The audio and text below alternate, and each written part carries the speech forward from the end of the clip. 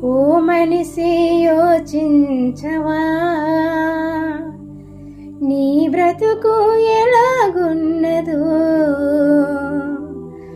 ఓ మనిషి యోచించవా, నీ బ్రతుకు ఎలా ఉన్నదో. ధనము చూసి దగా పడకుమా, బలము చూసి భంగపడకుమా. ఆ రోజు శ్రమ నుండి తప్పించే నాథుడు లేడు.